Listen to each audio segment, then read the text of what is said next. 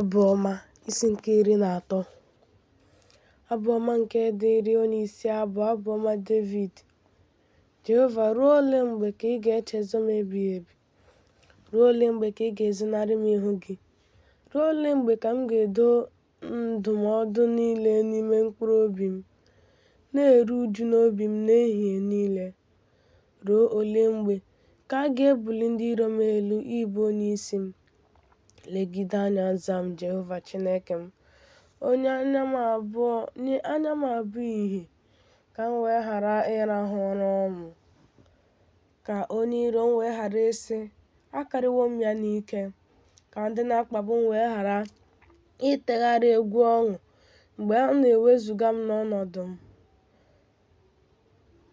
Ma ọ bụ ebere gị ka mụ onwe m tụkwasịrị obi, ka obi m tegharịa egwu ọṅụ na nzọpụta gị. Ka m bụkuo Jehova abụ, n'ihi na o mesowo m nke ọma. Isi nke 14. Abụ ọma nke dịịrị onyeisi abụ. Abụ ọma Devid.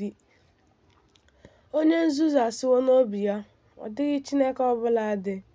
Ha ebibiwo onwe ha, ha emewo ka omume ha bụrụ ihe arụ. Ọ dịghị onye na-emezi ezi ihe. Jehova siri n'eluigwe lekwasị ụmụ mmadụ anya ịhụ ma ọ dị onye nwere uche nke na-achọ Chineke. Ha niile ewezugawo onwe ha, ha agbụrụwo n'otu dịka mmiri. Ha agbarụwo n'otu dịka mmiri.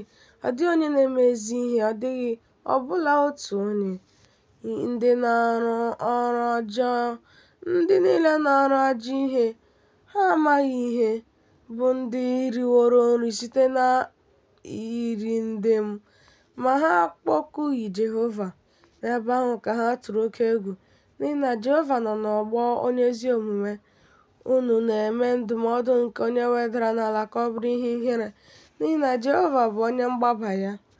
Ọ ga-adị nnọọ mma ma a sị na nzọpụta Izrel esi na Zayọn pụta, mgbe Jehova ga-eme ka ndọta n'agha ndị ya lọta, ka Jekọb tegharịa egwu ọṅụ, ka Izrel ṅụrịa ọṅụ.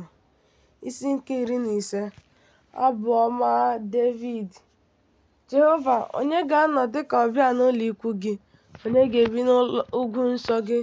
Onye na-eje ije n'izu oke, nke na-arụkwa ọrụ ezi omume, nke na-ekwukwa eziokwu n'obi ya?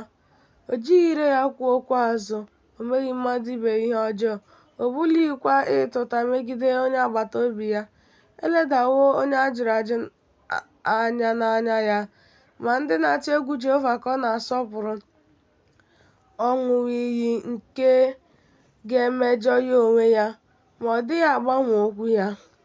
O nyeghị ego ya ịnara ọna, ọ naraghịkwa ihe iri ngọrọ megide onye na-eme ihe ọjọọ.